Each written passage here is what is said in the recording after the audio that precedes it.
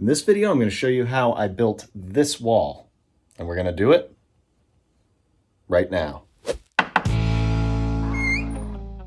So maybe you're watching this video because you want to learn how to build a wall on something like this. You got a weird situation like that, or maybe you just want to learn some tips. Whatever the case is, I hope you learned something, and I hope this video helps. So this interesting situation is caused by my basement stairs. You may have seen this before in closets. Basically, to get the headroom that I wanted, I have to do this. But I am going to utilize this space by making a closet right here for my bedroom and a closet over there for the hallway as a linen closet. So I have to build a wall in the middle here. I'm going to make the bedroom closet a little bigger than the hallway closet, so this isn't going to be exactly in the middle, but I'm going to show you how to build this wall. Step one here would be to determine where the wall is going. So I know that I want to make the depth of this closet being from, this is the inside of the wall, to this inside of the wall, I want to make 24 inches. That is a pretty standard depth. I'll be able to hang clothing in here with that depth. If you were doing anything like, you want to hang like puffy jackets or anything like that, it's a good idea to go a little bigger, maybe 28 inches for something like a closet as soon as you walk into your house, something to store coats in and stuff. But this is going to be 24, and I actually made it 25 inches because I'm factoring in for the drywall here and the drywall on the outside of that wall.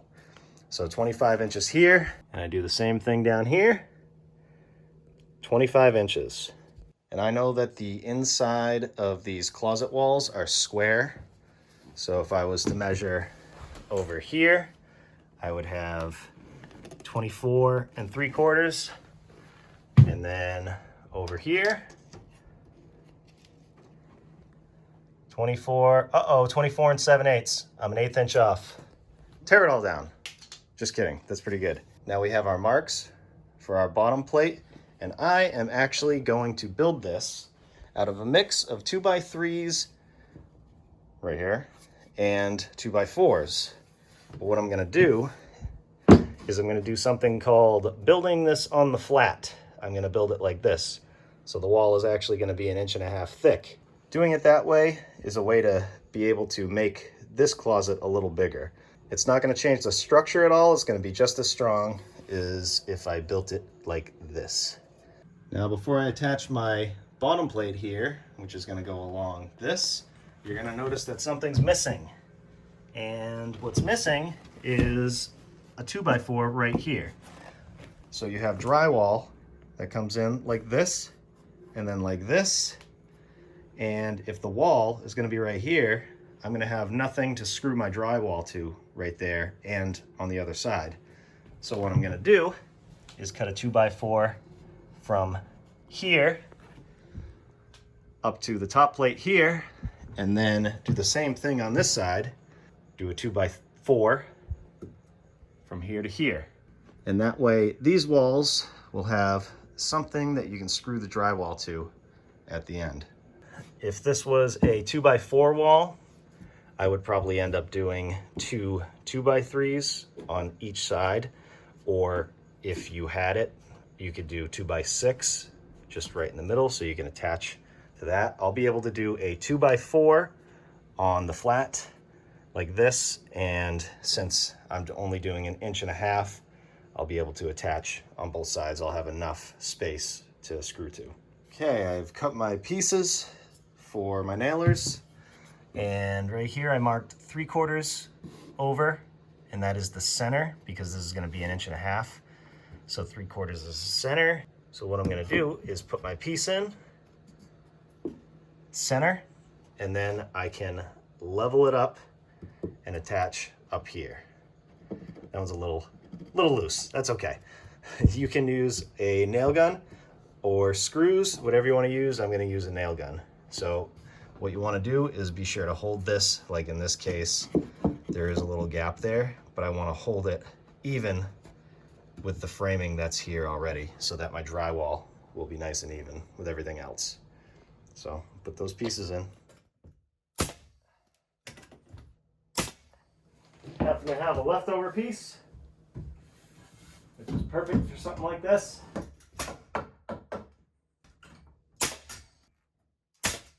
A little awkward being on top of this angled box. You can put this one in the center.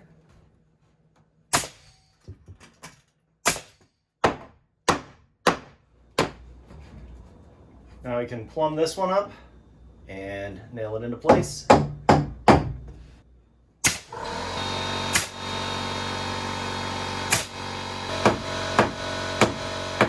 Got my nailers in place, right in the center of my marks. Ready to go. So let's do this bottom plate. I find that using one of these is the easiest way to do something like this. It's called a T-bevel or a bevel gauge. I like to call it an angle finder. The reason why is because that's exactly what it does. It finds angles. Basically, this thing is adjustable. You can go like this, bring it right down, and match it up right here. And then you tighten this wing nut, and you just found your angle. Now you can take that and transfer it to a piece like this. Hold it square right here, mark this, and that would be your angle for right here. Now, not everyone is going to have that T-bevel or angle finder, whatever you want to call it. So another way to get this angle is put your piece down here, a scrap piece of wood, and then take a block, a leftover piece of scrap wood, and hold it like this, and you're going to scribe that angle. If your situation allows, like mine does. Another way is you can actually guesstimate just by looking at this. You can measure it. You can hold a torpedo level like this. I'm sure there's some fancy stuff that you could do with a speed square that I'm not gonna tell you how to do. There's many different ways you can do this. Basically, you just wanna find this angle so that when you put your piece in, it sits nice and flush here and nice and flush against your nailer. But since we have it, we're gonna use this angle finder. So there's the angle for the bottom. I'm just gonna get a scrap piece of 2x3 that is actually longer than there to there, so I can mark what I'm actually gonna cut here. So here's my bottom plate. Remember, it's gonna sit like this, so it's 1.5 inches wide. This is the bottom, and I have my angle. This sat on the bottom of that angle, so I wanna hold it like this. So I'm just gonna hold it down here and mark my angle. So that is good for that side. And now up here, you just do the same thing, and you can do the same tricks. If you don't have a T-bevel or an angle finder like I do, get your angle. There it is. So now we need to know where to mark this. So you're gonna have to measure. I'm gonna hold my tape up here and try and basically continue it up like the bottom of the plate would be. And then on the other end, you measure. In my case, kind of got to tuck that tape right down in there and take your measurement. So now you take that measurement and hold your tape to the bottom like this of the other mark. And then on the other end, you make a line like I have right here. And my oops line, that's why you always measure twice, cut once. And then you take your angle finder and hold it the same way on the bottom here and match this up and make a line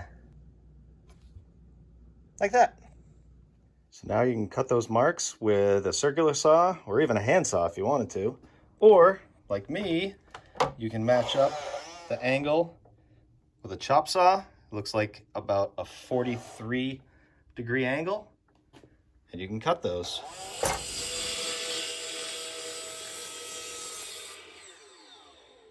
Full disclosure, the first piece I cut came out too short. So I had another 2x3, and look at that. Perfect cut.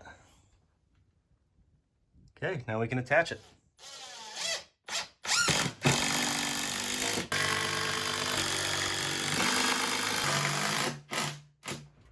Now, not that I think there's going to be a ton of weight on this wall, but underneath here, I added a piece directly under that bottom plate, and I had to do some fancy stuff to get it in there, including cutting it a little short and shimming it so it's nice and tight in there.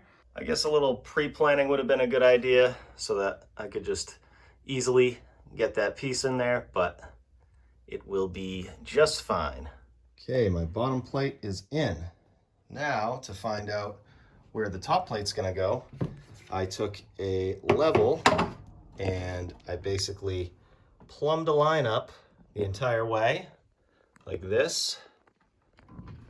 And then I moved my level up, held it on that line, and you can see that red X is exactly where my top plate is gonna sit on this side. And what you might notice is that it looks like I'm good for strapping on that side, but I'm gonna need a piece on that side. So I'm gonna cut another piece of strapping and put that in there.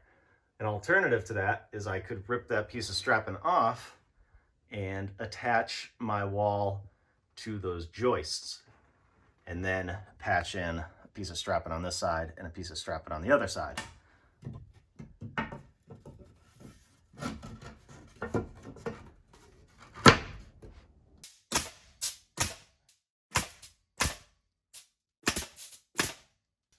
Top plate's easy, just a straight cut, 36 7/8. Put my top plate up here. Top plate is all set, right on that line. And now we just gotta fill the studs in. And because I'm doing 2x4s now on the flat, which means they're gonna go a long way, 3.5 inches this way, I can get away with doing 1, 2, and 1 in the middle. So 3 studs total. So there's a couple different ways to do this. You can, again, use your angle finder, hold it like this, and measure to here and cut that. What I'm gonna do is take this angle finder and I'm gonna use this and rough cut these. So I'm gonna measure from the bottom of this top plate down to about here, and then mark them with this and cut it and bring them up here. So I have my pieces rough cut. That is the angle, and I have a mark there. And the way I found that was you take the top of this and put it tight up there, and then you come down and you mark that on the bottom, and you have a line right here that you can cut. Then you know you have a perfect mark with the perfect angle. So I'm going to do that for that one and that one, and then we'll take care of the middle. Now I can nail these into place however I can.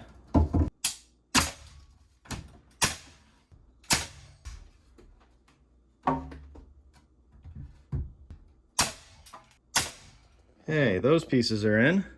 I had a little trouble with this one because it was bowed a little bit, but I just held it on the line, shot a couple nails to get it over. Had to really hammer it in some spots, but now it's perfect. And this one, I was able to shoot some nails on the other side of this board to hold it into place, to get it nice and plumb. So that is where my last piece is gonna go. So for this one, I've marked 1 3/4, which is the center of this board. So I can hold it to my center line here. I got my level ready to go. Got my pencil, and I'm gonna hold that up to the top plate and on my center mark here,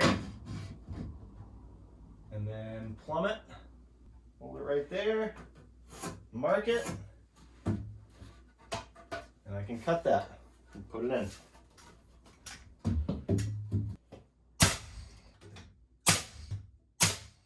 All right, so I got a couple nails like this, toe-nailed, and then down here, I got some that way, and I took some of those 3-inch screws and put a really good angle on them just to attach that, in case you were wondering how to attach that. So there we go. Wall is complete. So hopefully you found that interesting, or maybe it'll help you with a project that you got coming up, or maybe you just wanted to stop by and say hi. Hi. Whatever the case, I appreciate you watching, and if you haven't subscribed yet, definitely consider it. And if you want to see more videos on home repair, you can click hereish and check those out. Thanks for watching, and we'll see you on the next one.